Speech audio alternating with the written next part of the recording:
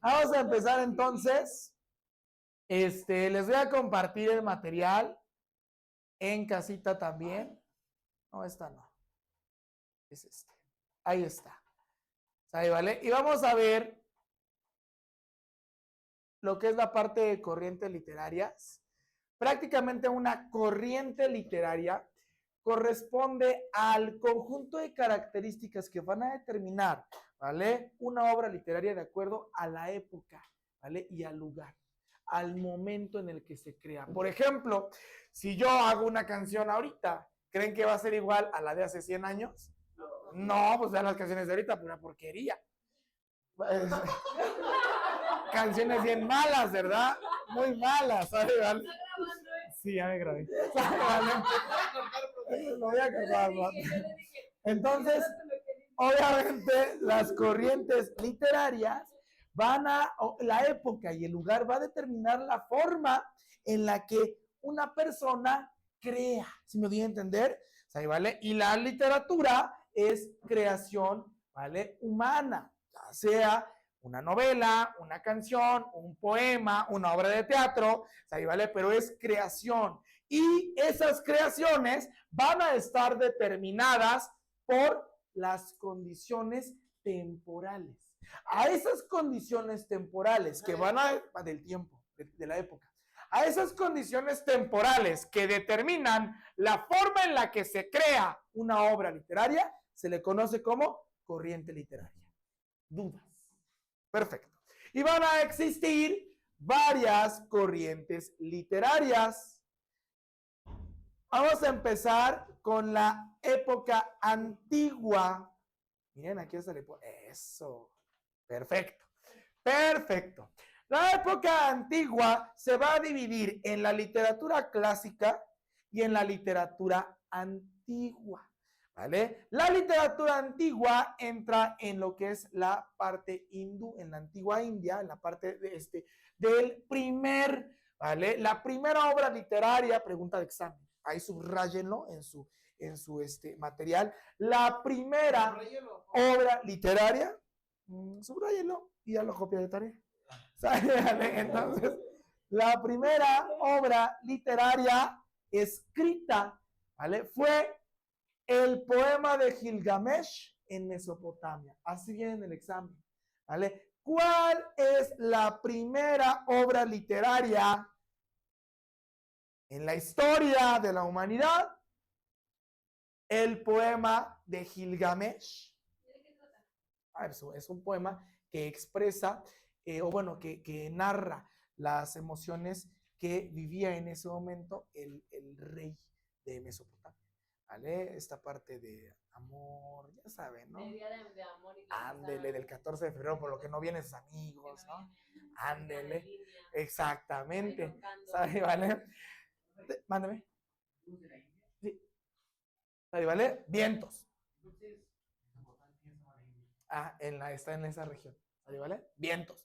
Y entonces, algunas otras son los Vedas, ¿vale? El Mahabharata, el Brahmana, el Ramayana. Todo esto es literatura hindú. Este tipo de obras se las pueden preguntar área 3 y área 4.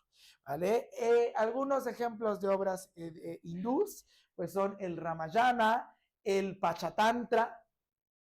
¿Se las preguntan así? Sí. ¿El Ramayana? El Ramayana. El Ramayana, el Pachatantra. Bueno, si tiene nombre raro le pongo, ¿no? No, porque seleccionado. No lo entiendo, seguro es hindú. ¿Vale? Entonces siempre viene los Vedas, el Ramayana y el Pachatantra. Son los más comunes que vienen. Porque está bien fácil en el examen. ¿Pero qué son? Son obras literarias hindú. ¿Sale, vale? Vientos.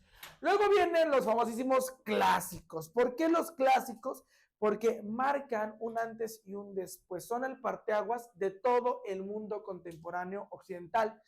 Toda nuestra escritura se basa en Grecia y en Roma. Por eso se le conoce como los clásicos. Y no solo eso, el conocimiento, si hablamos del teorema de Pitágoras, ¿Pitágoras de dónde era? Grecia. Claro, teorema de Tales, Grecia. O sea, desde ese entonces ya estaba. Ellos dieron las bases, ¿vale? De mucho conocimiento de geometría, de mucho conocimiento de salud, de trigonometría, de mucho conocimiento de hidráulica, ¿vale? Sí, claro, ¿vale? Claro que sí. Entonces, marcan un antes y un después. Por eso se le conoce como literatura clásica. Acuérdense, toda la literatura que viene de Grecia y de Roma se le conoce también como literatura clásica. Y va desde el siglo V antes de Cristo hasta el siglo V después de Cristo. En el caso de los griegos, ellos buscaban en sus obras literarias la perfección, la belleza, ¿vale? Querían que hubiese una medida exacta, perfecto, que hubiera, Eran las matemáticas. que hubiera una relación perfecta. Sí, todo. Buscaban por eso, por ejemplo, los griegos hacían de todo. Ejercicio, matemáticas, física. O sea, Aristóteles le dio a todo, sabía de todo, ¿vale? Pitágoras, o sea, eran buenos en todo. Buscaban la perfección, ¿sí me doy a entender? ¿Vale? Había un equilibrio entre fondo y forma. ¿Qué es eso? Que fuera un mensaje complejo, pero que también tuviera palabras correctas, adecuadas, que se viera bonito y que el mensaje fuera profundo. ¿Vale? O sea, se preocupaban que se viera bien, pero no solo que se viera bien, que aparte tuviera un buen mensaje. ¿Sí me doy a entender? ¿Vale? Estos griegos, ¿vale? Predominaron principalmente en salud, en el género dramático. ¿Con qué? Pregunta de examen. Con sus tragedias griegas. ¿En dónde destacaron los griegos? En las tragedias griegas. Estas tragedias griegas se van a caracterizar por finales funestos, nefastos, tristes. Siempre viene esa palabra. Funesto es horrible, que nos cortamos las venas, nos suicidamos, o sea, una situación bien fea, ¿no? O sea, que de verdad nos deprimimos. Porque imagínense que se entera que al final se casó con su mamá sin saber que era su mamá. ¿Cómo? Ah, eso es una tragedia. Pero si nunca se entera. ¿Y si se entera? ¿Vale? Yo me suicido. O sea, imagínense, ¿no? Bueno, ese tipo de temáticas eran las tragedias griegas, ¿verdad? Por eso tienen finales funestos, ¿vale? Oscuros, tristes, deprimentes, horribles. Siempre preguntan eso en el examen. Composición literaria o dramática que se caracteriza por temas complejos y finales funestos. Tragedia. Lo dices porque si bien. Exactamente, si lo dije ya 2 veces, es porque viene, así literal, viene la palabra funesto. Sí, puede venir también para usted. Funesto, ¿sale, vale? ¿Y quiénes eran los máximos creadores de tragedias? Los griegos. De ahí que está Electra, escrita por Eurípides, Edipo Rey, escrita por Sófocles. Edipo Rey es la historia de que les conté, en donde van con el oráculo y le dice que él se va a casar con su mamá y va a matar al papá, y para eso ese es Edipo Rey. ¿Sabe, vale? Vientos.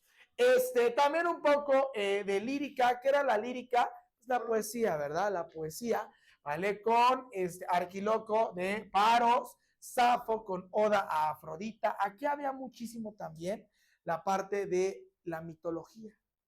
De ahí mitología griega, ¿verdad? ¿Qué era un mito? Era una narración ficticia para tratar de ¿qué? De explicar el origen de algo. De ahí, por ejemplo, el mito de Afrodita, de Atenea, de Prometeo. Nos explican, por ejemplo, de dónde viene el amor, de dónde viene el fuego, de dónde viene el mundo, ¿vale? Entonces, esos son los mitos. ¿Cómo el de la locura ciega y va con amor? Exactamente, como el de la locura es el amor es ciego y va acompañado, lo digo al revés, el amor es ciego y va acompañado de la locura. ¿Vale? Por eso aquí personas hoy no vinieron, justo porque el amor es ciego, o sea, ¿cómo que por qué? ¿No vieron la hora Es que hoy es 14 y van a ir con su amor. Que usted cuando se enamora hace burradas. ¿Cómo no venir a clases? Exactamente, como no venir a clases. ¿Vale? Entonces, entra también la parte de la épica, la narrativa. La épica, acuérdense que son hazañas heroicas, ¿no? Héroes, caballeros valerosos que salvan a su princesa, ¿vale? Que combaten contra dragones, brujas y terminan siendo los héroes de la damisela en peligro. ¿Vale? Y en la narrativa, pues entra, por ejemplo, los famosísimos, pregunta examen para área 4, diálogos de Platón, ¿vale? Que es una reflexión, ¿vale? Dialéctica entre Platón y sus alumnos, en donde hablan acerca del alma, acerca de la muerte. Yo antes, cuando daba clases hace mucho, leíamos diálogos de Platón, pero es bien complejo. Entonces en secundaria se desesperaban y no les gustaba leerlo, y está muy padre, porque ahí entendemos muchas cosas, pero como usan muchas metáforas, como es bien complejo, luego se quedaban con cara. Y vienen. Ay, me fascinaba. Diálogos de Platón me fascina. Es un libro. Es uno de los libros que casi me motiva a estudiar filosofía. ¿Vale? Pero me fui por el camino del bien y estudié ingeniería después. ¿Sabes? ¿Vale? ¿Quién es el autor del libro de Diálogos de Platón? Platón. ¿Vale? Espero que no se vayan a equivocar. ¿Quién es el qué? El autor de Diálogos de Platón. Y también entran las famosísimas fábulas de Esopo, ¿vale? Que obviamente las escribió Esopo, ¿vale? Y que van a tener una moraleja, ¿verdad? ¿Qué es una moraleja? Un mensaje al final. Exactamente, un mensaje moral, una enseñanza moral, ¿verdad? ¿Qué diferencia hay entre las moralejas y las epopeyas? Que las epopeyas estaban. Entre las fábulas y las fábulas usaban animales. Y las epopeyas, exactamente, humanos. ¿Sale, vale? ¿Dudas? ¿Dudas? ¿Estamos bien? Pregúnteme. Está bien bugueado. ¿Mande? ¿Qué fue? ¿Qué? Pero es que esto es básico. Es cultura general. ¿Vale? Tenemos entonces literatura romana. Ellos intentaron imitar a los griegos. O sea, pero, ¿era la copia de ellos? Más o menos. Pero nunca le llegaron o sea, jamás.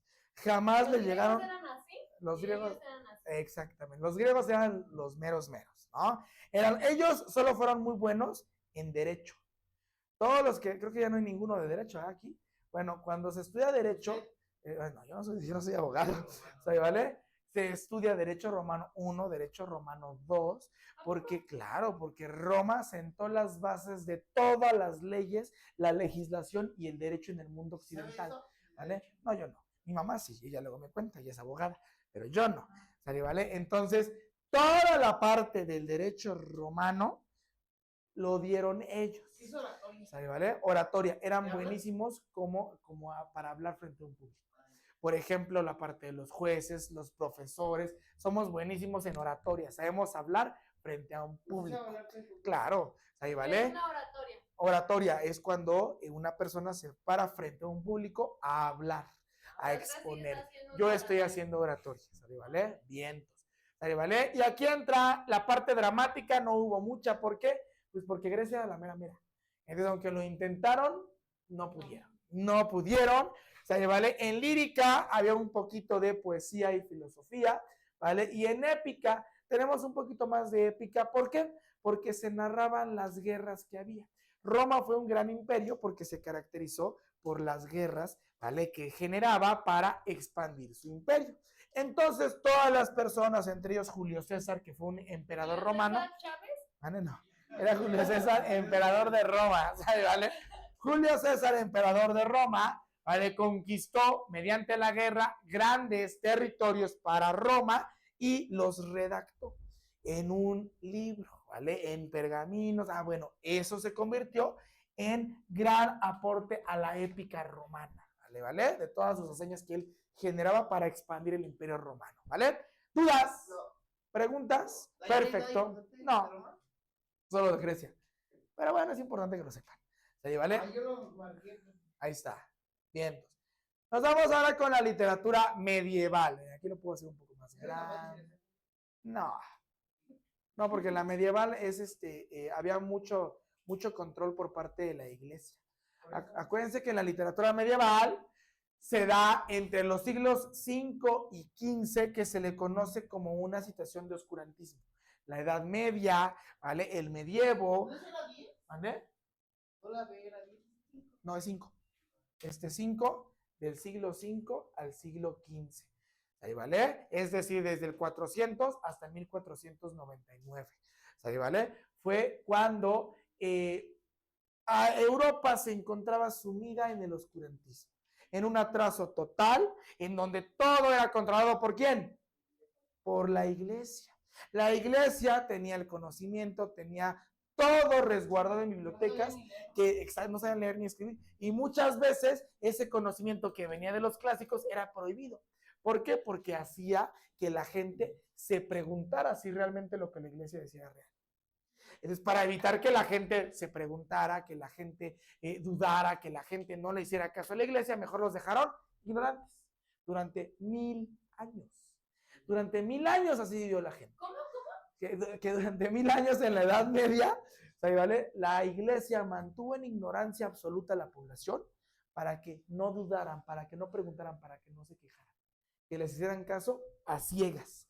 Por eso se le conoce como oscurantismo, ¿vale? Porque la gente ciegamente creía en lo que la iglesia decía. Como el amor. Ándele, como el amor, solo que nosotros era por ignorancia. Bueno, a veces también el amor es por ignorancia, ¿sabe? ¿Vale? Porque no sabemos. Alguien ignorante es que no sabe la verdad. Entonces yo digo que muchas veces estamos felices por ignorancia, ¿no? Porque no sabemos que podemos saber más, ¿sale? ¿Vale? Bien, entonces, en esta época, ¿vale? Predominaban obras de contenido caballeresco, es decir, caballeros, ¿vale? Que siempre iban, ¿vale? A salvar a su doncella en nombre de Dios. Siempre era en nombre de Dios, ¿vale? Siempre. De ahí, por ejemplo, el año pasado yo leí con mi grupo el poema del mío Cid.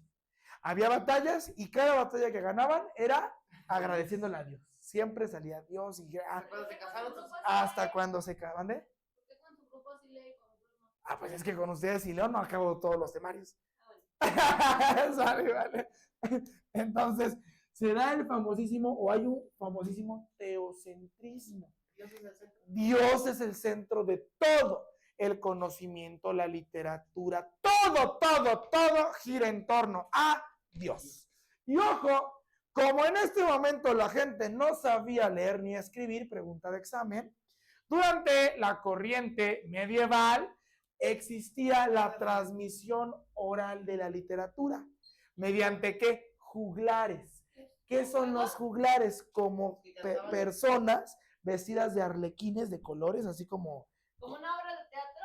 Más o menos, pero era solo una persona que iba a una comunidad y en una plaza cívica, ¿vale? Empezaba a cantar, a contar historias cantándolas. Y la gente se sentaba ahí a escuchar las hazañas que estaba cantando el juglar. ¿Sí me voy a entender? ¿Por qué? Porque la gente no sabía leer ni escribir. Entonces, la única forma que había para transmitir literatura era mediante la transmisión oral. Es decir, cantábamos las historias, las hazañas del mío Cid, etc. ¿Sí me voy a entender? ¿Dudas? Perfecto. ¿André? ¿Qué es un juglar? Un juglar es una persona que se encargaba de transmitir de manera oral literatura durante la Edad Media.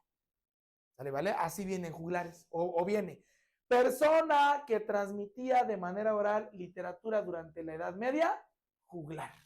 Así vienen literal. Si nos lo dices, exactamente, si se los digo, es porque ahí viene, ¿vale? Vientos. En el género dramático vienen representaciones religiosas y juglarescas. Acuérdense que aquí los que controlaban todo era la iglesia. Entonces predominaban, por ejemplo, pastorelas, lo que es la parte de los Reyes Magos, todo lo que hacemos, por ejemplo, en o que hacíamos en la primaria cuando se vestían del diablito, que se vestían bueno, no, ay, creo que se le cayó. Todo, sí no sabe. Vale. Entonces, el hecho de que no exista no significa que esté mal o que no haya pasado. Entonces, pasó y ellos, ¿vale? Generaban toda esta obra de teatro, ¿vale? Con temáticas de la Biblia, libros, historias sacadas de la Biblia. De ahí la parte de los Reyes Magos, que aquí se usó mucho en México durante la conquista. Acuérdense que se generó la Nueva España y una de las formas de evangelizarnos fue con el teatro misionero. Sí, claro. Y entonces los indígenas tenían que asistir a las obras de teatro que representaban historias, ¿vale? De la Biblia. ¿Sí me doy a entender? ¿Vale? Y está la parte de los Reyes Magos, la caída de Adán y Eva del paraíso, etc. De Adán y Eva del paraíso. La historia de cuando la serpiente tienta a Eva y que porque se supone que estaban en el paraíso donde ahí no les iba a faltar nunca nada. Pero cuando consume la manzana del árbol del conocimiento, ahí se da cuenta que existe el bien y el mal. Y entonces cuando Dios se da cuenta de eso, la manzana más es la decisión, es la representación de una decisión incorrecta. Entonces usan metáforas, o sea, usan como el morder la manzana, como la parte del desobedecer a Dios. ¿Vale? Entonces, por eso salen del paraíso y llegan a la tierra donde tienen que trabajar, esforzarse. O sea, si supuestamente. ¿Y si no me muerdo de manzana, me puedo ir al paraíso? No, pues ya Eva mordió la manzana por todos en el mundo. Entonces. Oiga, profe, ¿y si es cierto que por eso los hombres tienen aquí eso? ¿Cómo? ¿De que se les atoró la manzana para que se la comieron? ¿Lo vi en TikTok? No. La verdad desconozco eso. Solo sé esa historia porque en algún momento leí la Biblia en La Salle. Sí, en la clase de valores leímos la Biblia. ¿Vale? En formal. Es que La Salle es una escuela de inspiración cristiana. ¿Vale? Entonces, en ese momento aprendí de la Biblia en La Salle. ¿Sabe? Vale. Y entonces viene la parte de la lírica. ¿Qué quedamos que es la lírica? Poemas. Bueno, aquí, ¿sabe? Vale. ¿Es como hablar? Exactamente. Es como, no, lírica es como hablar cantadito. Una canción. Ajá, exactamente. Sí, ¿sabe? Vale. Tenemos el poema épico de Dante Alighieri. Esto es pregunta de examen. El poema épico de Dante Alighieri, ¿a qué corriente literaria, ¿sabe? Vale, corresponde la Divina Comedia? A la corriente medieval. Repito, la Divina Comedia es un poema épico que pertenece a la corriente medieval. Una vez más, la Divina Comedia, escrita por Dante Alighieri, es una obra que pertenece a la corriente medieval.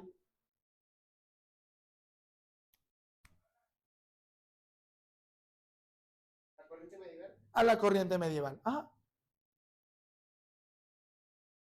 Y pregunta de examen para área 3 y área 4. ¿Cuáles son los principales cantares medievales? Son 3. En Alemania, los nibelungos. En Francia, el cantar de Roldán. Y en España, el cantar del Mio-Cid. Es el único que leímos. ¿Vale? Entonces, ¿cuáles son los 3 cantares más famosos de la Edad Media o de la literatura medieval? El de los nibelungos de Alemania, el de Roldán de Francia y el del Mio-Cid de España. ¿Vale? Sí. ¿Alemania qué? Alemania, Francia y España. Pero Alemania. Alemania, el de los nibelungos. Francia, el del cantar de Roldán. Y el Mio-Cid en España. Y estos no tienen autor. ¿Por qué? Son anónimos porque los iban cantando muchos juglares. En toda la comunidad no se sabe quién la escribió. Entonces, al no saberse quién la escribió, se convierten en obras anónimas. Y en muchos casos, durante esta corriente literaria, surgen muchísimos libros que son anónimos porque la temática luego no estaba permitida por la iglesia. Entonces, para evitar que los mataran, mejor lo publicaban o mejor lo generaban como algo anónimo, para evitar que la iglesia los matara. ¿Vale? Dudas. preguntas. Y tenía el estilo de este Porfirio Díaz, ¿no? Mátalos en caliente. Cualquiera que dijera algo en contra de la iglesia, ¡pum!, lo mataba. Pero 500 años antes, ¿no? Bueno, 400. O sea, exactamente. Nada más que la Santa Inquisición era con cualquiera que cometiera una herejía o una actividad pagana. Es decir, cualquier actividad que no fuera de la iglesia católica. ¿Vale? Si por ejemplo, le rezábamos a Jehová o le rezábamos a Alá. Jehová no es de... No, Jehová es de los testigos de Jehová. ¿Es de la Biblia? ¿Amén? ¿Es de la Biblia? Es que sí y no. No son enemigos. Es un nombre diferente que se le da. ¿Vale? Pero por ejemplo, ¿Es lo mismo?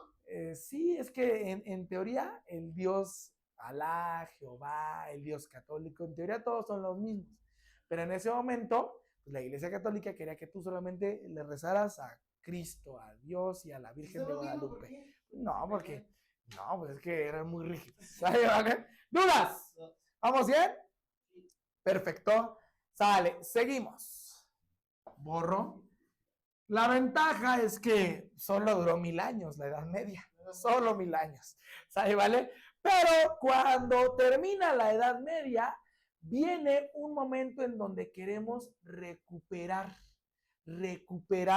lo que perdimos durante la Edad Media, es decir, el uso de nuestra ¿qué? De nuestra razón.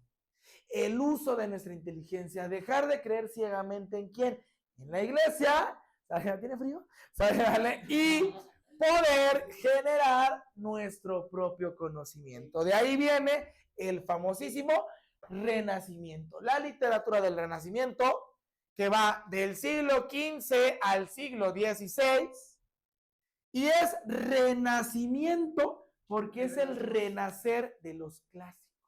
Recuperar esa perfección, ¿vale? Ese gusto del arte por el arte, ¿vale? Esa creación en busca de la perfección que se tenía. ¿Mande? Tenía que perfección, sí se buscaba la perfección. De hecho, aquí venía un antropocentrismo. ¿Qué es antropo? Hombrecentrismo. Entonces, exactamente, todas las creaciones que se hacían aquí giraban en torno a la persona, a sentimientos, emociones, virtudes humanas. Ya dejamos de lado a Dios, porque Dios ya 1000 años de Edad Media ya nos cansó. Entonces ahora viene, ¿vale?, una situación de reacción en contra de la literatura medieval. Quiero quitarme todas las cadenas, ¿vale?, que la iglesia impuso en mis creaciones. Greco-romana, Greco, Grecia, romana, Roma. Los clásicos, exactamente. Queremos regresar, retornar, ¿vale? El renacer de los clásicos. ¿Sale, vale? Viene este despertar del hombre, ya abrimos los ojos, ya no quiero creer ciegamente en la iglesia, y un individualismo, un libre albedrío. ¿Qué es el libre albedrío? La elección libre, el ejercer nuestra libertad como personas. Ya no le hago caso al sacerdote que me dice que el gato negro es una bruja. Ya yo solito decido a ver si es cierto que es una bruja, y si no, antes en la Edad Media le creían ciegamente a la iglesia. Ahora usamos nuestro libre albedrío. Ya no le voy a creer a la iglesia. Tú opinas, tú tomas tus decisiones con base en tu razón, en tu inteligencia. Ya no creo en lo que me dice la iglesia. ¿Sí me doy a entender? Dudas. No. Y entonces empiezan a surgir obras en donde se enaltecen las emociones humanas, el amor, ¿vale?, los celos, la duda, la tolerancia, la honestidad. El 14 de febrero, que es totalmente humano. Por eso hay muchos humanos que no vinieron a clase hoy, ¿sabes? ¿Vale? Entonces, entra la dramática. Y esta obra, pregunta de examen, ¿vale?, principal obra renacentista dramática, Romeo y Julieta y Hamlet, de William Shakespeare. ¿Obra qué? Obra, principal obra dramática renacentista.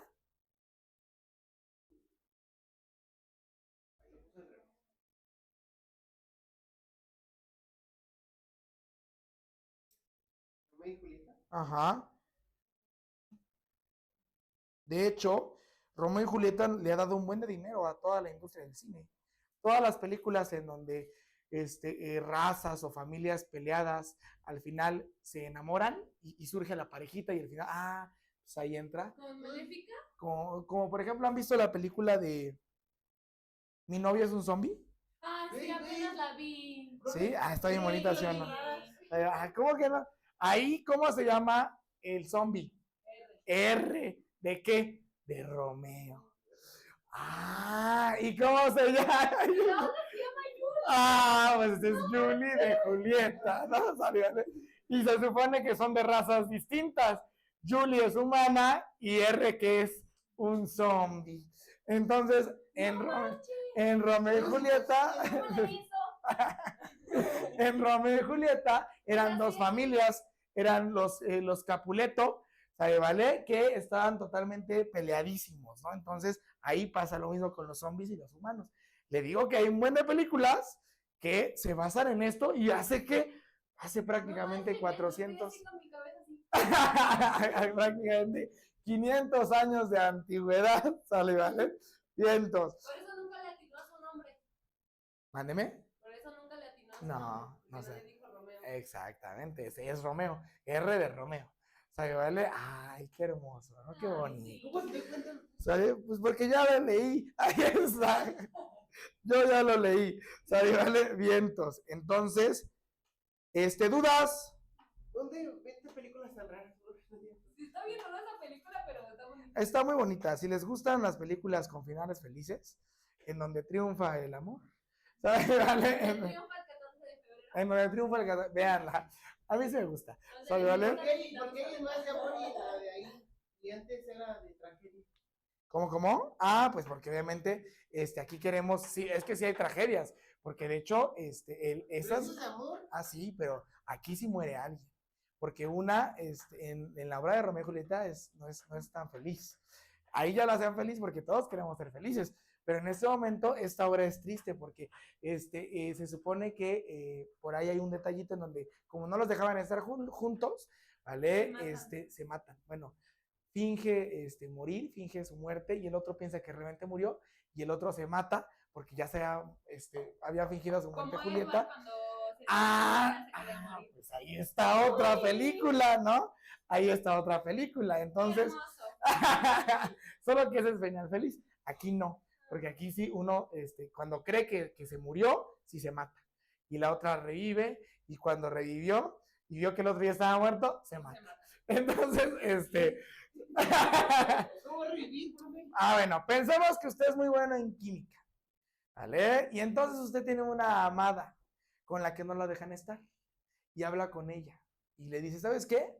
Finge tu muerte, yo te voy a ayudar, yo sé estas sustancias químicas, detienen tu corazón durante tanto tiempo y después yo voy a inyectarte tal sustancia para que se reanime tu corazón. Entonces le inyectan cierta sustancia, se detiene su corazón y la dan por muerta. Y usted va y la saca de la morgue y le inyecta otra sustancia para que vuelva a reanimarse su corazón.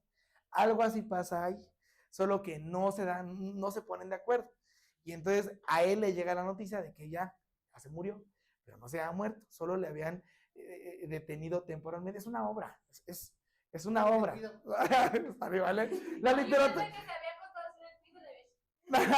No, es que la literatura no tiene sentido. Usted solo tiene que vivirla, tiene que disfrutarla, ¿vale? Entonces, olvídese la situación lógica en un momento de literatura, ¿vale? Entonces, cuando se da cuenta que está muerta, se mata. La otra revive y cuando vio que estaba muerta, se muere. Y ya todos se murieron, ¿no? O sea, una situación por ahí complicada. ¿Vale? ¿Dudas de esta parte? Bien, tenemos también la lírica, ¿vale? Con romances populares, Cortesana con ciertos cancioneros, Francisco Petrarca con los triunfos, y en el narrativo tenemos a Tomás Moro que habla de una utopía. ¿Qué es algo que es una utopía? Una sociedad, un lugar ideal que no se puede alcanzar perfecto, ¿vale? Ahí habla de utopía, pregunta de examen, ¿vale? Utopía. Pues eso, se llaman utopías porque supuestamente son los lugares perfectos para que la gente conviva. Pues, en teoría. Entonces, utopía es escrita por Tomás Moro.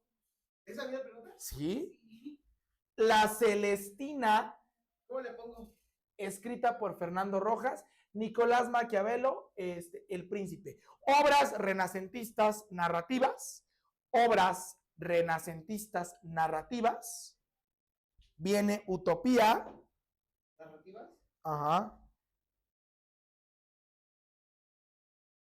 ¿Renacentistas qué? Obras renacentistas narrativas. Más moro.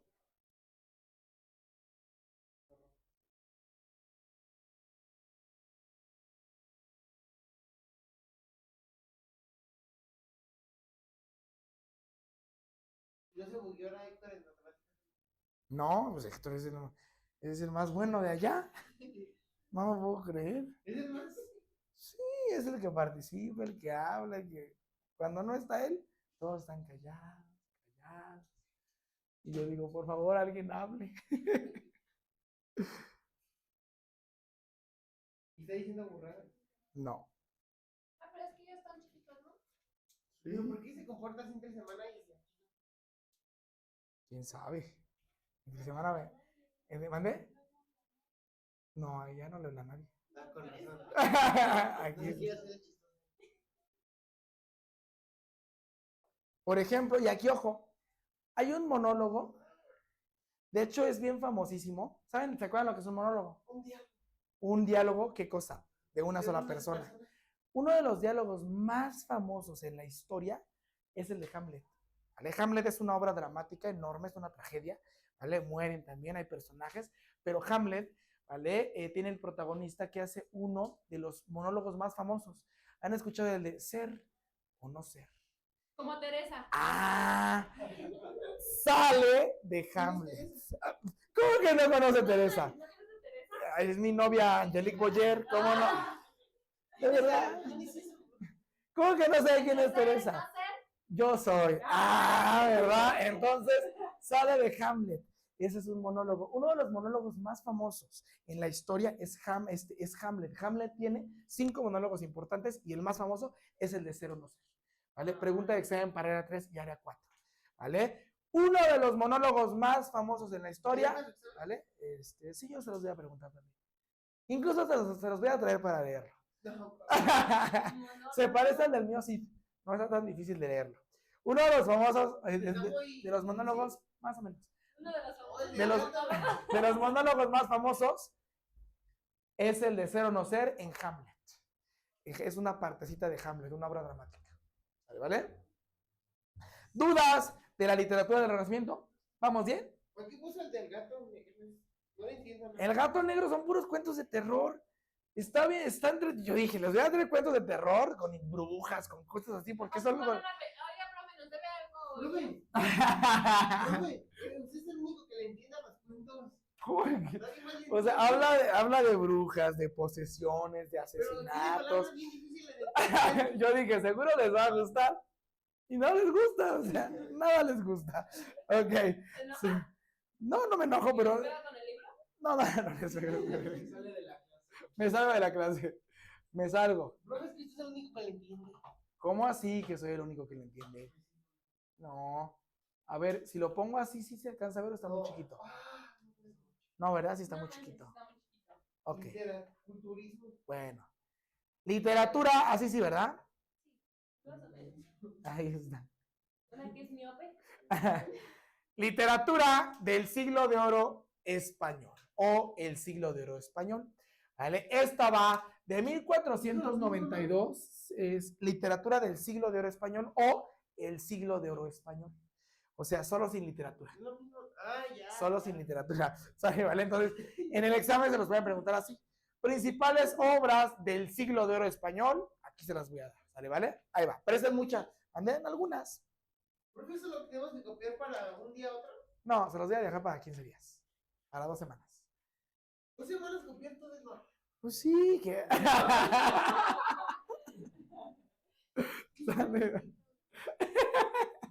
Entonces, vean, 1492 a 1681.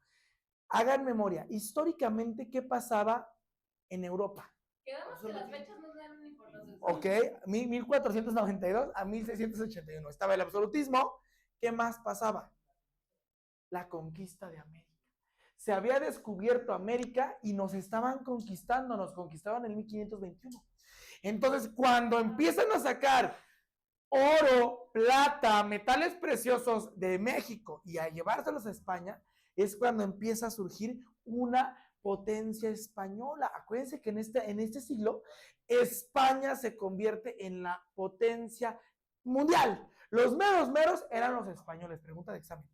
¿Cuál era la potencia, ¿vale?, más importante del siglo XV al siglo, bueno, de 1400? Sí, pues apréndaselas. ¿Potencia más qué? Importante del siglo XV al siglo XVII, España. ¿Por qué? Porque nos tenía como colonias, de aquí sacaba todo el dinero. Ah, 17. En la primaria. No, se los voy a enseñar un día. ¿A 17? Sí, al 17. Sí, se los voy a enseñar. ¿A poco enseñan la primaria eso? Sí, Tamara lo sabe. Está fácil, nada más. Sí. Está fácil, nada más que después de 40 ya me budeo. No supe cómo escribir 49. Pone una L que es 50. Sí, Y un 1. ya después lo busqué. Y ya. Ahí está. No se preocupe. A todos nos pasa. ¿Vale? Entonces, en este momento, España estaba en la cúspide. ¿Qué es la cúspide? El punto más alto. El punto más alto de su desarrollo. Eran los meros. Así como hoy día China y Estados Unidos, más en su auge, exactamente. En esta época, España estaba en su auge, ¿vale? En el punto más importante de su historia, ¿vale? Y obviamente, eso fue resultado del Renacimiento y del descubrimiento de América. ¿Por qué? Porque de ahí sacó de aquí de América sacó muchísima riqueza. ¿Vale? Entonces, surgen dos tipos de corrientes, ¿vale?, dentro del siglo de oro español: el culteranismo y el conceptismo. Fíjense, pregunta de examen para todos. El culteranismo se centraba en la forma, es decir, el culteranismo, ¿en qué se centraba? En la forma, o sea, un lenguaje complejo, una sintáctica rebuscada, o sea, así como los libros que usted no entiende, ese es culteranismo, o sea, un lenguaje que presumas que eres culto, ¿vale? De ahí culteranismo, hay que presumir, ¿vale? Hay que presumir que sabemos vocabulario, como Sor Juana, ¿vale? Hay que presumir que sabemos vocabulario, que tenemos una situación de estar cultivados, un léxico abundante, que tenemos el conocimiento de muchas. Hay que escribir para los sentidos, hay que impresionar la vista de tantas palabras tan complejas. ¿Sí me voy a entender? El máximo representante culteranista español, pregunta de examen, Luis de Góngora. Luis de Góngora es el máximo representante culteranista del siglo de oro español. Luis de Góngora. ¿Dónde va a llegar hoy? Hasta donde el viento me indique. ¿Hasta el recreo? No. Está muy culteránico.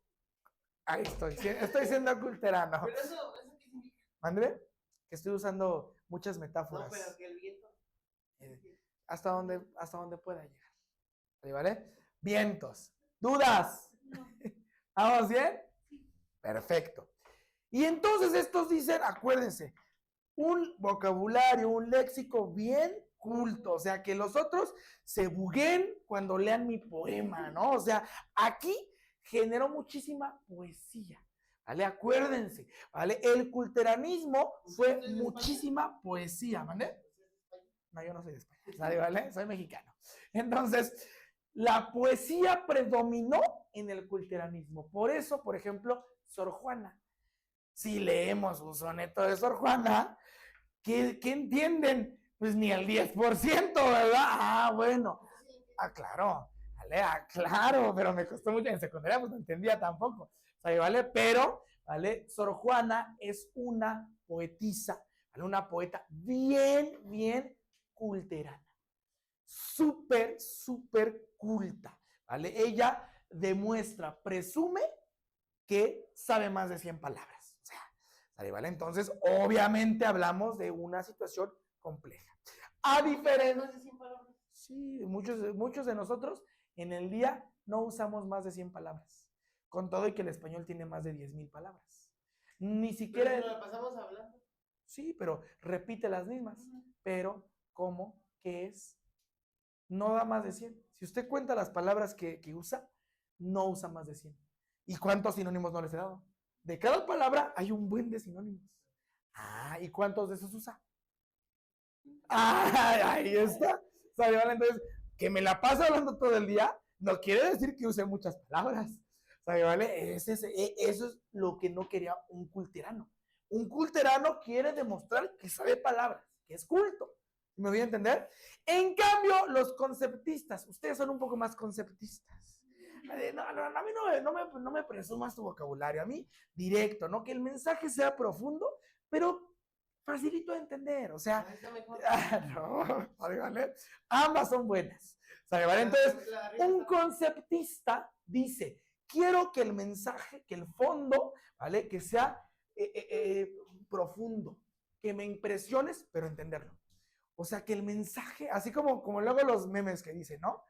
Ahí les da una duda de, ayer vi una burrada que decía, como lo que luego ustedes dicen, las cositas, los memes que ven en internet, que dice, es que no. Como el de, A ver, el gatito del bigote. No, esa no, o sea, no tan básico. O sea, no. ¿Cómo? Algo así. ¿Cómo pasa por mi casa? No, en donde hay videos donde les ponen una frase y dicen, me quedé mínimo como múltiplo, no sé qué es, de chistes así que dice, es que no me acuerdo. ¿Cómo? Con mucho miedo. Ah, algo así, algo así, pero bueno, cuando veo algo se los voy a decir, pero por ejemplo, una idea muy profunda, pero fácil de entender, ¿no? Por ejemplo, el hecho de que, de ahorita, que yo le dije, pues es que Romeo y Julieta es la base de la película de Mi novio es un zombie. Y usted dijo, ¡ay, cabrón! Mi mente se abrió, ¿no? ¡Ah! Eso es conceptismo. Eso fue un ejemplo de conceptismo. Le dio un mensaje directo, pero fue profundo, porque relacioné algo que usted conoce con algo más complejo. Eso es conceptista. Un mensaje profundo, pero, ¿vale? Fácil de entender. ¿Sí me doy a entender? En cambio, los culteranos, no, esos presumen y que te cuesta entenderlo. Y si no lo entiendes, es tu problema. Yo sí lo entiendo. Algo así, ¿sale, vale? Algo así nos dice Sor Juana. ¿Sale, vale? Entonces, el máximo representante conceptista del siglo de oro español, pregunta de examen, Francisco de Quevedo. Repito, máximo representante conceptista del siglo de oro español, Francisco de Quevedo. Máximo representante conceptista. Y aquí es Francisco de Quevedo. Y aquí no predomina la poesía, predomina la prosa, ¿vale? Ensayos, narraciones, ¿no? Aquí porque quiero mensajes profundos que me hagas pensar, pero pues que no me estés en el conceptismo. ¿Y de arriba sí? No, el de arriba es principalmente poesía. A ver cómo me hubiera dicho lo de la película siendo culteranismo. Siendo culterano. Culterano. Déjeme de pensar, porque se lo tendría que hacer en un poema y ustedes me critican cuando yo hago poemas. ¿Sale, vale? Cuando canto. Ahí está. ¿Dudas? ¿Vamos bien? Sí. Perfecto. Vale, de aquí vamos a ver también que surgen muchísimos tipos de novelas. ¿Se acuerdan? Las novelas pertenecen a qué género literario? Narrativo. Perfecto. ¿Y qué diferencia hay entre una novela y un cuento? ¿Hay muchos personajes? En la novela hay muchos personajes, es un macrocosmos, muchas historias más largas, extensas, hay salto en el tiempo, perfecto, bueno, pues en España surgieron muchísimas novelas, tipos de novelas. Entre ellas, la novela picaresca Esta novela picaresca tiene como protagonista a un pícaro.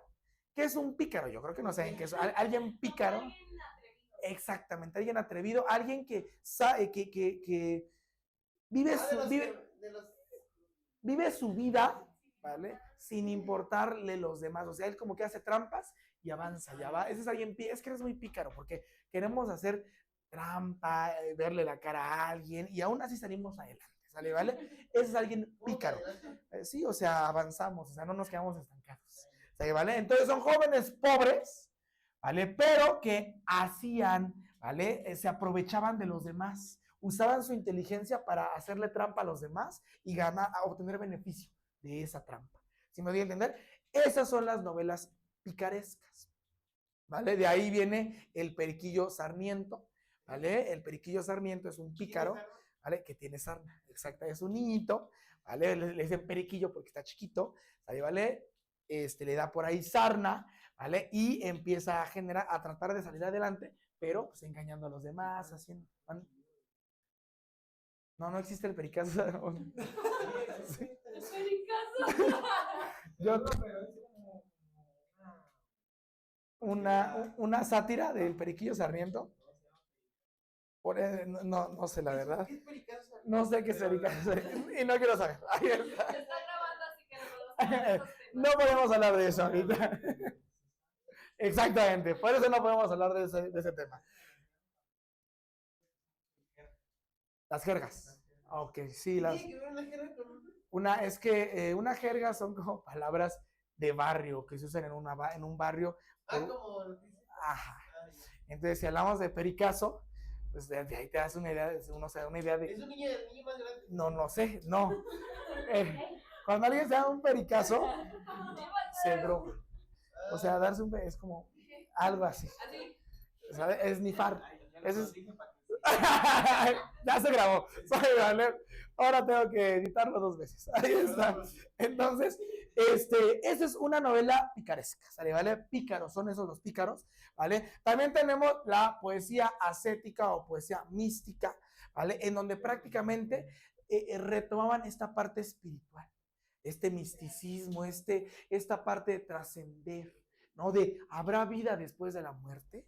¿No? ¿Qué hay más allá? Si me voy a entender, es esta poesía ascética o mística, ¿no? Lo místico, ¿vale? Lo desconocido. Estaba también la novela pastoril. La novela pastoril habla de pastores. No, ¿vale? Un pastorcito es alguien que, pues que tiene su campo, sus animalitos, exacto, borreguitos, ¿sale? ¿Vale? Ese es un pastorcito. Entonces, no, ese es un perro. Un pastor, bueno, salvo que sea un alemán que tiene borregos, ¿vale? Ahí puede ser.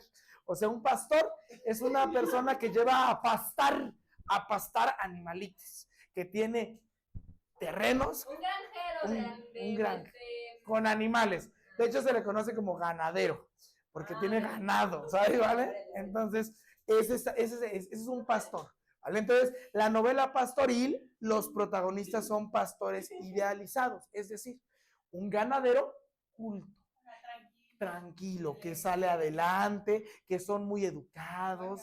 Esas son las novelas pastoriles, ¿sale? ¿Vale? Exactamente, ¿no? Ahí está. Tenemos también la novela morisca. La novela morisca son con protagonistas musulmanes. Los musulmanes pues, son aquellos que tienen, bueno, más o menos, que son del Islam.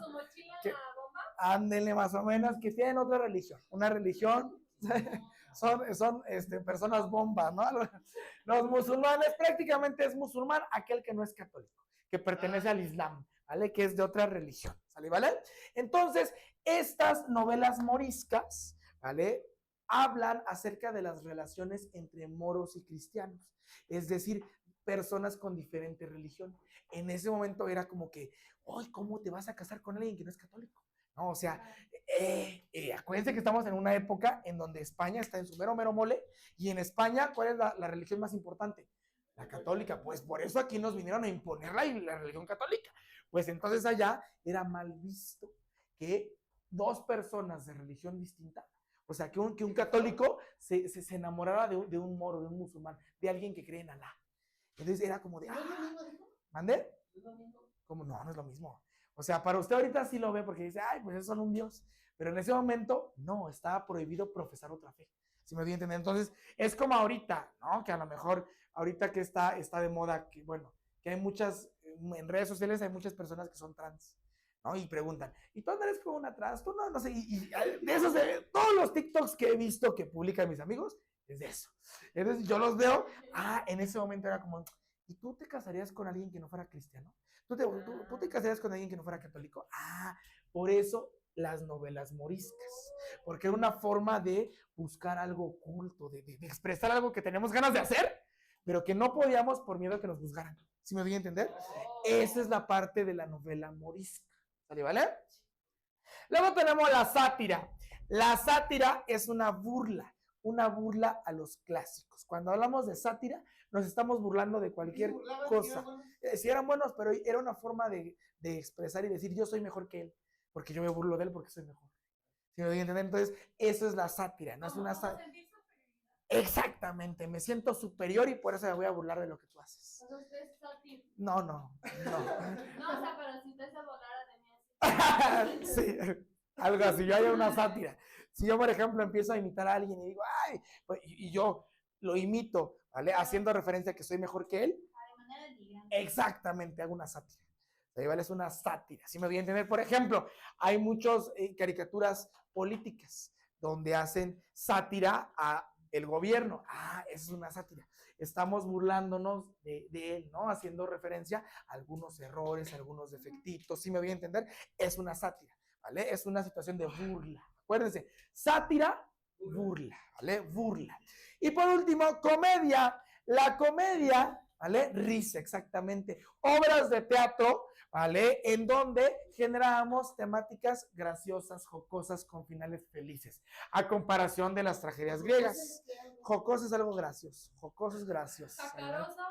¿Jacaroso? Nunca he escuchado el término jacaroso. Yo sí lo he escuchado en algún... Jícara es una de esas que echas agua. Jocoso es algo gracioso. Pero jacaroso, no, nunca es. Jacaroso sí lo es. Ya no es culto. Vamos a ver. Ya no es culto. ¿Qué es jacaroso? A lo mejor no existe. Vamos a ver. Jacaroso. Con base en Google, dice, jacaroso no es una palabra común en español estándar. ¿Vale? Yo no tengo un español. Es francés, profe, pero usted no sabe francés. Ahí está. ¿Sabe, vale?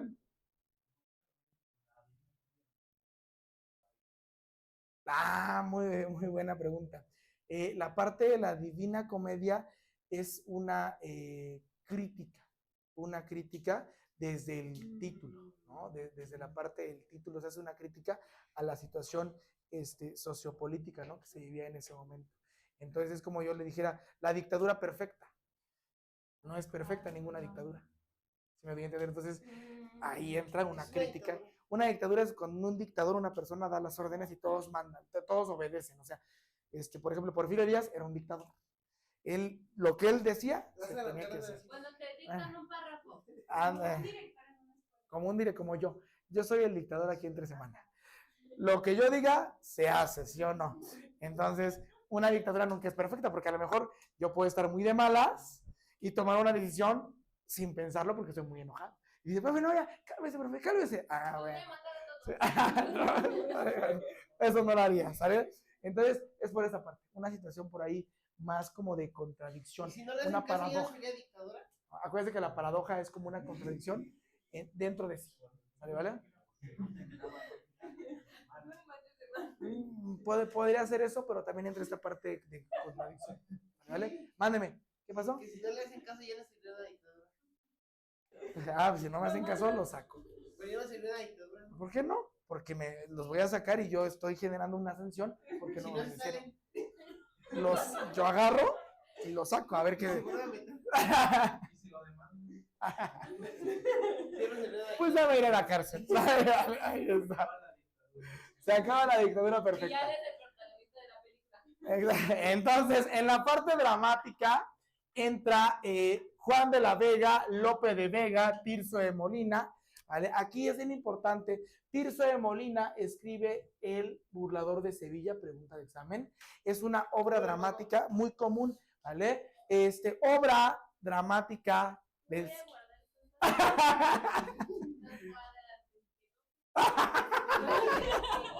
Y ahora obras, ¿no? Oye, estaba así como, aquí va a estar mi computadora porque iba a decir. Así, profe, no me chico. Unos lentes negros. No, profe. ¿Cuál es obra dramática representativa del siglo de oro español? El burlador de Sevilla, de Tirso de Molina. Del siglo de oro español. Del siglo de oro español. De hecho, esa la leí en secundaria. También entra aquí. Entra aquí. Un poquito aquí y en la siguiente. O sea, porque ahí fue como una transición y además impactó muchísimo. O sea, el Quijote de la Mancha. El Quijote. ¿Vale? Es Don Quijote de la Mancha. ¿Ese estaba loco, no? No. ¿Ese que se acostó su cabeza? No. ¿Qué? Es el jinete. Sin cabeza. Profe, sí, no, sí, Una estaba pequeña loco, ¿no? conmoción. ¿Mande? Dice que estaba loco. No, no es que estaba, o sea, si uno lo lee Pancho. sin entender el trasfondo, puede decir, es que este está loco, ¿no? Porque se pelea con unos molinos. Pero no, o sea, son situaciones, ¿Cómo que se pelea con otro? metáforas muy, muy importantes. Muy, muy, muy. Son luchas internas que la gente luego tiene. ¿Vale? Entonces, ese libro es Cuando un... dices luchas internas, me imagino a yo misma internamente peleándome así. Mi estómago peleándose con los pulmones, ¿no? No. ¿Qué tiene que ver los molinos? Son metáforas. Algo así como la manzana. ¿Qué tiene que ver la manzana? ¿Por qué si solo es una manzana? La manzana representa una decisión. Entonces, los molinos representan monstruos internos o situaciones mentales que generamos nosotros mismos, ¿no? O sea, hay que ver más allá. Por eso es importante leer, pero ya en ningún lado leen. Ya no leen. Ahí está. Bueno, usted sí lee mucho. Usted luego se aburre y se pone a leer. Muy bien. Ahí, ¿vale? Vientos. Tenemos en la lírica, ¿vale? A Garcilaso de la Vega, un excelente sonetista, ¿vale? Tenemos a Luis de Góngora, que era obviamente un culterano bien importante, ¿vale? Tenemos también, ¿vale? A Francisco de Quevedo, y vean, a Juana Inés de Asbaje. ¿Quién es Juana Inés de Asbaje? Sor Juana Inés de la Cruz. ¿A poco se llama así? Sí, es Juana de Asbaje, ¿vale? Y ¿Es la misma?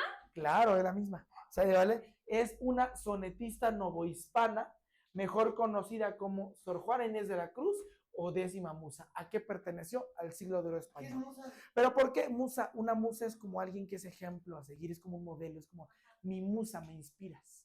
Por eso se le conoce como Pensé que décima. eran las que lavaban las casas. Esas son mucama, ¿no? Son las que lavan. No, no. Entonces, décima musa, y ojo, esta es mi pregunta de examen. ¿A qué corriente literaria pertenece Sor Juana Inés de la Cruz? Al siglo de oro español. Y me dirán, ¿pero por qué si ella vivió en México? Sí, vivió en México. Pero vivió en México cuando éramos una colonia española. Entonces, prácticamente lo que produjo Sor Juana, pues es considerado del siglo de oro español. Máxima sonetista novohispana, Sor Juana Inés de la Cruz. Esa no era. ¿Y a qué corriente literaria pertenece? Al siglo de oro español. Y era culterana. Acuérdense, Sor Juana era culterana, súper hablaba muy rebuscadamente, súper culterana a full. Siglo de oro. Zoe. Ahora, Zoe no son culteranos. No. Siglo de oro español. Ah, el Zoe. Pero muy es bien. con Z, ¿no? Ah, sí, bueno, pero ese se escribe con ese. Ahí está. Dale, vale, seguimos. En la narrativa, pues aquí tenemos varias novelas, ¿no? Tenemos lo que es la novela pastoril, donde entra La Galatea de Miguel de Cervantes Saavedra, vale, La Arcadia de Lope de Vega, La Picaresca, donde entra El Lazarillo de Tormes. Ojo, El Lazarillo de Tormes también puede ser considerado como dentro de la parte del Renacimiento, porque este es anónimo. ¿sale? ¿Vale? Es anónimo, ¿vale? Aquí entra también ¿Qué lo por... puso arriba? ¿Mande? ¿Cómo? Es que lo malo de las corrientes ¿Medieval literarias o es renacentista. ¿Sale? ¿Vale? Es que entra, se publican las obras, pero no hay como una situación exacta de esta obra pertenece a tal corriente. No, ahí la catalogamos de acuerdo a ciertas características. Entonces, el Lazarillo de Tormes tiene tanto características de novela picaresca como de novela renacentista. ¿Vale? Entonces, entre esta parte, igual lo mismo de Don Quijote de la Mancha. ¿Vale? Tiene ciertas características. ¿Eso tiene ¿Eso autor? no se corta ¿Mande? la Sí. cabeza? ¿Es Don Quijote? Sí, no, es Miguel de Cervantes Saavedra. Pregunta de examen. Autor de la novela pastoril, picaresca, Don Quijote de la Mancha, Miguel de Cervantes Saavedra. ¿Vale? Y entra aquí, o puede entrar también en la renacentista. ¿Por qué ¿Vale? picaresca? Picaresca, porque es un pícaro. Don Quijote de la Mancha supuestamente es un caballero, pero no era como tal un caballero, ¿sí? ¿Sí la leyó o no la ha leído? ¿O solo cachitos? Bueno, entonces, sí, es enorme. Pero si lee la versión escolar, son como 100 páginas. Y hasta tienen dibujitos. ¿Esa era la de Pancho? ¿Cuál de Pancho? ¿Sabe? Sancho Panza. Ah, Ese sí. Sí, no, Pancho no. Es Sancho Panza, ¿sabe? ¿Vale? Entonces, él empieza y él se empieza a generar a su damisela, que es esta Dulcinea, y empieza a generar situaciones así. Pero entonces empieza a burlar, a hacer trampas. Por eso también se le considera como una novela picaresca. Más o menos, ¿no? Una situación así. ¿Vale? Pero ojo, esta pertenece también al siglo de oro español. ¿Vale? ¿Por qué? ¿De dónde es Miguel de Cervantes Saavedra? De España. De España. ¿Vale? Vientos. Y finalmente, la novela morisca. ¿De la novela tenemos... pastoril no ninguna? Sí, que nos interese, no. Que nos interese, no. ¿El Lazarillo ese no, verdad? No. ¿Vale? La novela morisca tenemos lo que es Aves Herrajes de Ginés, ¿vale? De Ginés Pérez de Ita, ¿vale? Y la historia de los bandos de los Segries, pero no, porque me estaba acordando si ya la he leído, pero no la he leído, ¿vale? Pero son novelas moriscas, ¿sale? ¿Vale? Vientos. ¿Dudas? No la preguntan. No. ¿Sale? ¿Vale? Vientos. Seguimos. ¿Vas a seguir? Sí, ¿no? Tengo hambre. No me diga. Ya nos quedamos hasta el barroco. El barroco que sea el último. No, todavía falta media hora. Pone como 22 minutos. Pues falta historia universal. No, me voy a dormir. Vemos después del recreo. Bueno, la literatura barroca se origina en Italia, pero se arraiga en España, es decir, arraigarse, se queda mucho tiempo, que se queda mucho tiempo. Eso es arraigarse, que se queda mucho tiempo, se atora, se atrapa, ahí se atoró. Como una raíz, exactamente, ahí se quedó, atorada, no quiere irse, ¿sale? ¿Vale? Vientos. Eso es arraigarse, ¿vale? De los siglos XVII al siglo XVIII, algunas obras... ¿Es una pregunta? No, bueno, sí, se origina en Italia y se arraiga en España, sí, ¿sale? ¿Vale? El barroco se origina en Italia y se arraiga en España, ¿vale? Y este barroco, ¿vale? Viene a generar el uso de mucha retórica, un vocabulario complejo, algo así como es la evolución de los culteranos. ¿Se acuerdan de los culteranos? Por eso a Sor Juana también se le conoce como una situación barroca, porque ella era culterana y barroquista. Claro, aquí está, mire. ¿Ahí vale? Entonces, Sor Juana Inés de la Cruz, ¿ahí vale? También utilizó unas situaciones de tendencias barrocas, ¿vale? Usa mucha... ¿En Italia por qué? En Italia pues en toda Europa. Esas corrientes literarias predominaron en Europa. De hecho, América todavía no sale más que las colonias de España, ¿vale? Pero toda esta literatura predomina en Europa. ¿Dónde acaba esto? O sea, ni nada de América. Sí, el boom latinoamericano. Por eso es boom latinoamericano. Por primera vez, la gente voltea a ver a Latinoamérica. ¿La retórica era la evolución de qué?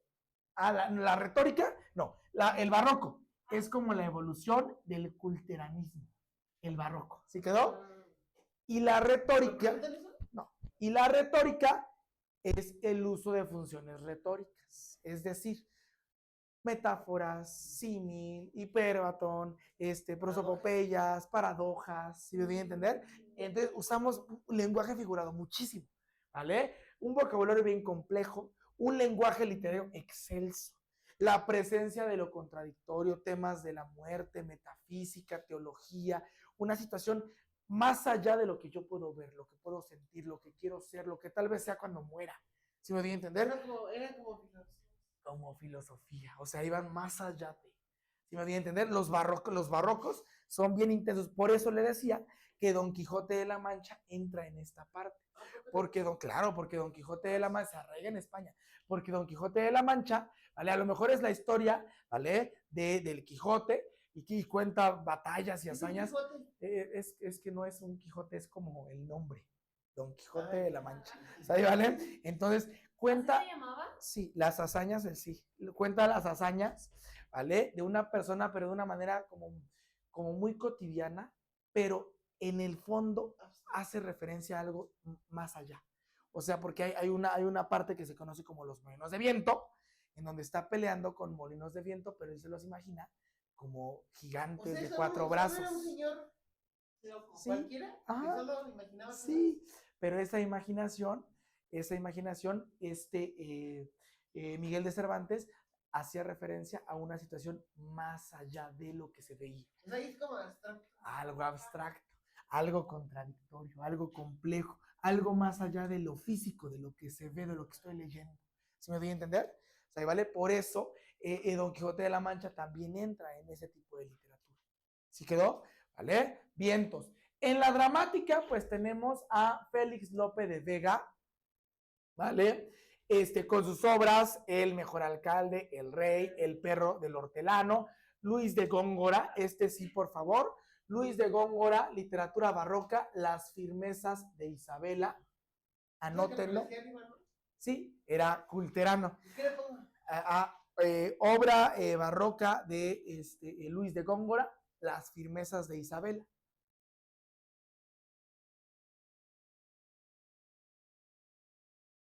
Sor Juana Inés de la Cruz, nuestra mera novohispana.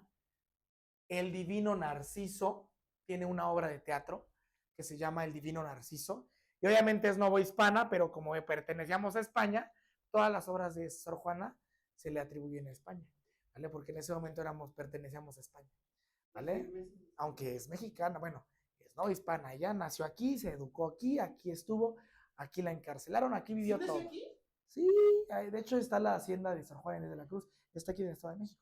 ¿Sabes por qué ella me dijo que le dije que era?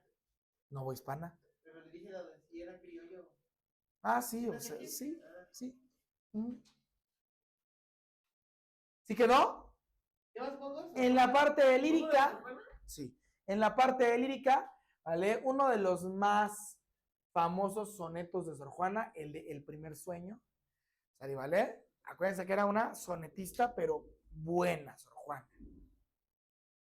Y Luis de Góngora, ¿no? Que ambos eran culteranos, ¿vale? Eran culteranos que evolucionaron y se adaptaron y ya también son parte de la literatura barroca, ¿vale? El barroco, muy adornado. De ahí, por ejemplo, cuando en arquitectura ven, es que es una construcción barroca, tiene muchos adornos, muchas grecas, muy adornada, ¿vale? Por ejemplo, en un árbol de Navidad. Un árbol de Navidad tendría como una tendencia barroca, ¿no? Porque está bien adornado y muchas cosas. Lo mismo pasa con ellos. Mucha retórica, un lenguaje muy complejo, o sea, muy excelso. Demasiado adornado, demasiado ornamentado, ¿vale? Muy complejo. Ornamentado es adornado, ornamentado. ¿Ya vio cómo usa menos de 100 palabras? Yo ya usé muchas, ¿vale? Entonces, ornamentar es adornar. Ornamentos, adornos. ¿Vale? Vientos. Y en la parte de la narrativa tenemos a Lope de Vega con la Dorotea, a Miguel de Cervantes Saavedra con el ingenioso hidalgo Don Quijote de la Mancha, ¿vale? Ingenioso, de ahí de que usa su ingenio, su inteligencia para hacer trampas, para burlar, para escabullirse, sí, para ser pícaro, exactamente, ¿vale? Y aquí entran las novelas picarescas, que muchas se crearon durante esta transición. ¿Sí me entienden? Por eso es bien importante considerarla en ambas corrientes, ¿vale? ¿Dudas? No. ¿Vamos bien? ¿No quieren historia? Mejor después de ¿Por qué? ¿Después del receso? ¿Y a qué hora les voy a dar física? después de historia. No, porque sigue más. Mejor que luego sigue No, mate. de física, porque yo no entré en Y no sé qué es electricidad. No sé qué es ley de Ohm. Sale, hasta aquí nos quedamos. Hasta aquí, hasta aquí nos quedamos. Me voy a enojar, me va a salir de esa. Sale, vale. Y acuérdense